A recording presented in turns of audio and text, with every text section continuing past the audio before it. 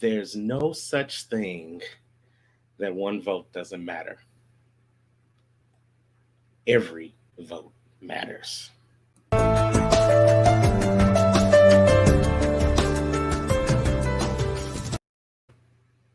Hey, hey, hey, it is an unstoppable day.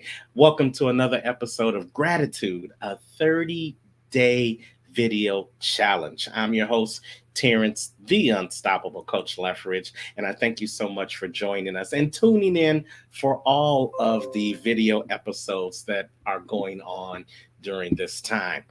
And today, that quote I just said to you really matters because today is election day throughout this land. And actually, if we're going to be honest, we've been on election day for the past 2 to 3 weeks, depending on where you are and if you've early voted. And if you've early voted, I'm grateful to you. If you're going out to vote today, I'm grateful to you. If you haven't voted as of yet, I'll be grateful if you go and vote. Why? Because it's one of the most civically solemn duties that you can have as a citizen, no matter where you are. There are many places in the world that don't have the ability. Let me just be clear, they don't have the right to vote. But if you're watching this and you've heard the sound of my vote, more than likely where you are, you do have that right and you do have that ability. And I'm grateful to be able to vote. And here, I want to give you just 4 reasons why. Number one, I'm grateful to vote, to be able to vote, because I get to lend my voice. And as I said earlier, Barack Obama, the 44th president of the United States, most eloquently said, there is no such thing as a vote not mattering. It all matters. Your voice matters, whether you are in Alaska or whether you're in Florida, whether you're in Maine or you're in Arizona, whether you're in Minnesota or whether you're in Texas, whether you are in Hawaii or whether you are in Puerto Rico. Your voice matters.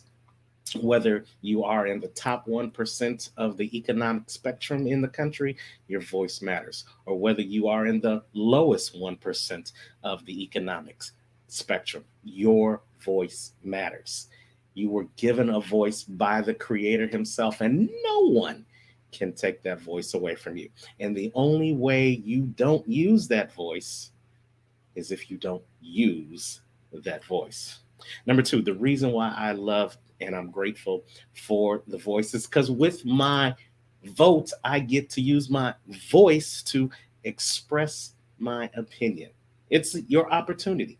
It's your opportunity to express your opinion. Now, I'm not going to tell you who to vote for. That's not the point.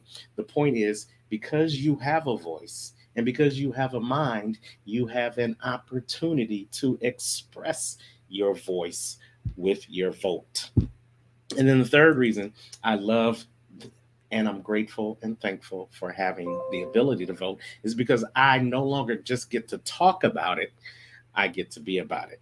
You see, with that voice, you can just run your mouth about the things that you don't like, or the things that aren't happening the way they should, or the things that need to change. But with your vote, you now have the opportunity to express your opinion. All those things you were talking about that you don't like, or that aren't right, or aren't happening the way you want them to happen, you have your voice and the opportunity to express your opinion by going and voting. You no longer get to talk about it, you get to be about it. You get to be the change that you hope to see in the world that you live in. But you only get to do that by going out and voting. And then finally, why I'm so grateful and why I'm so thankful for the vote is because with my voice, I have the opportunity to express my opinion and I don't have to talk about it anymore. I can be about it. And then I can place my expectations on the people that I vote for. See, with your vote, when you vote for a certain person, you now put them in a area of expectation. You're going to be voting for the people that you expect to change or create policies that are going to have a positive effect on you, your family, and your community. When you express your voice with your vote, you now place an expectation on those people to act in unison with our other politicians to affect change and make change. When you voice your opinion with your vote, you now create an expectation for the change that you hope to see. Nothing ever changes if nothing ever changes. And if you're expecting something to change and you haven't put in an effort in to make that change by doing something as simple as your vote, then that is the clearest, purest definition that I can think of insanity. So I am grateful that I am not insane. I am thankful that I have the ability to use my voice and the opportunity to express my opinion and no longer just talk about it, but be about it and go out and use my vote to create the expectations for change that I want to see in my life. And guess what?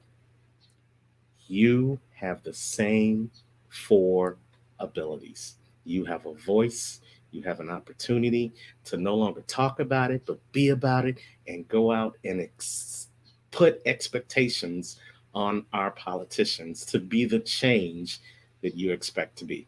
So that is something to be grateful for. And finally, understand this: when we vote, our values are put into action and our voices are heard. Your voice is a reminder that no matter who you are and whatever you do, because you do, because you vote, you deserve to be heard.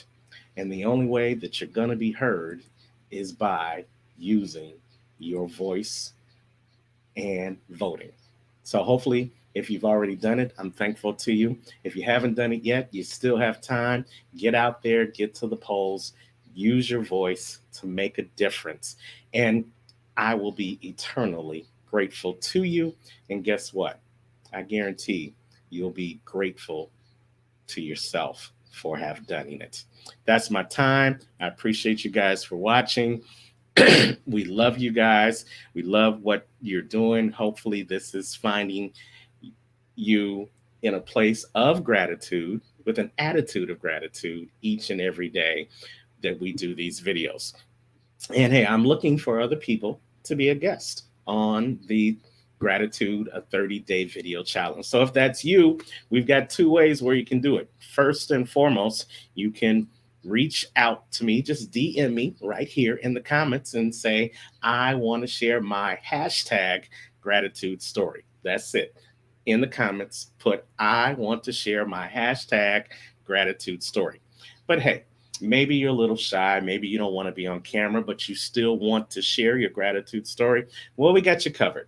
You can just email 2 paragraphs about your gratitude story to tleffridge at unstoppablecoaching.com. No more than 2 paragraphs because I ain't got all day to read it, but I'll be grateful to read what you send. So either you can come on camera with us or you can send us your story and then I will highlight it as one of the videos leading up towards the end of the 30-day challenge. But no matter what you do or how you do it, remember that your gratitude story is your opportunity to also share your voice. Recognize that your gratitude story may plant the seed in someone else's life that will lead to their own gratitude story. And if each one of us have something to be grateful for, then that truly will be a wonderful time in this world. So hopefully you will decide to share your gratitude story in whichever way you can. But as always, wherever you are in the world today, you know what I say. Don't just make it a great day. Go out and use your voice because you have the opportunity to no longer talk about it, but be about it and create expectations with your vote and make it an unstoppable day. Take care.